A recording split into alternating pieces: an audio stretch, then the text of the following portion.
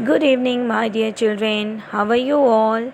I know you all are very excited because tomorrow is our 75th Independence Day. Hannah, so I would like to wish you all in advance a very happy Independence Day. Okay? Now, let's continue with preparatory video.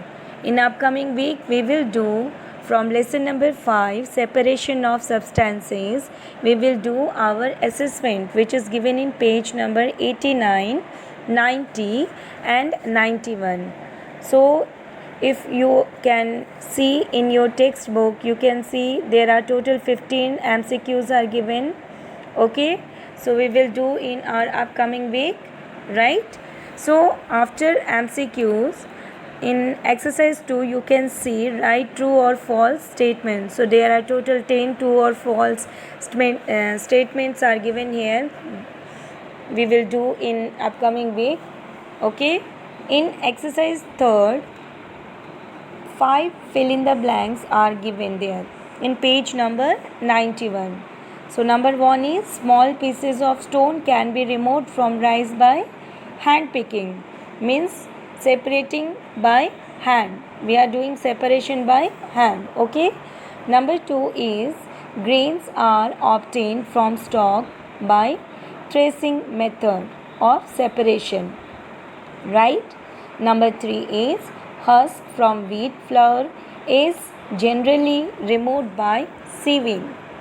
Number 4 is the process of settling of heavier particle is called sedimentation, right? On number 5 is filtration is helpful in separating an insoluble solid from a liquid. Okay. Now in exercise B you can see here total 7 very short question answers are given there. Those we will do in our upcoming week.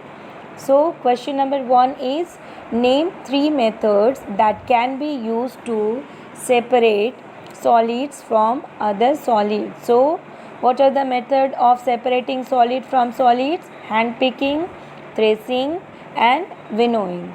Now question number 2 is where is sieving used? So we all knows that we are using sieving method of separation at our home and in flour mill and construction sites also, right? Now question number 3 is what is a saturated solution? So a solution in which the maximum amount of solvent has been dissolved, which we have already learned in previous class. Okay. Now number 4 is how can a saturated solution be made unsaturated? So a saturated solution can be made unsaturated by slowly heating the solution or adding some more solvent to the solution. Okay, number 5 is which method will you use to separate two immiscible liquids? To separate a mixture of two immiscible liquids by simple distillation method. Okay. Now number 6 is what is a loading method of separation? So the method of separating the suspended particles from gas or liquid by making them heavier is known as loading method, and for this we are using a alum particles, right? Okay. Now number 7 is what is evaporation? What is evaporation? We have already learned about that. Evaporation used to separate dissolved material from the solvent. Now in page number 91 you can see exercise C is given here short answer questions. So first question is how is salt obtained from seawater?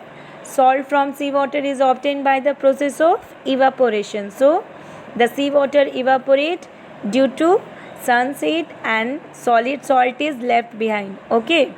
The left salt is collected and refined to get purified salt, right? So salt is obtained from seawater by evaporation method. Okay. Now second question is what do you mean by tracing? Give a short notes on how threshing is done. So threshing is the process by loosening the edible part of grains or other crop from the straw, or you can say a stalk to which is attached. So it is the step in grain preparation after reaping. So threshing does not remove the bran from the grains. Bran means जो उसका जौ होता है उससे वो separate नहीं करता है. Okay. Now number 3 is name the method used by farmer to separate husk from grains. Give a brief explanation on how to separate husk from grains using this method. So we all know winnowing is used to separate heavier and lighter component of a mixture by wind or by blowing air. So threshing is done with the help of bullocks. Machines are also used to thresh large quantity of grains, and this method is commonly used by farmers to separate lighter husk particle from heavier seeds of grains. Right?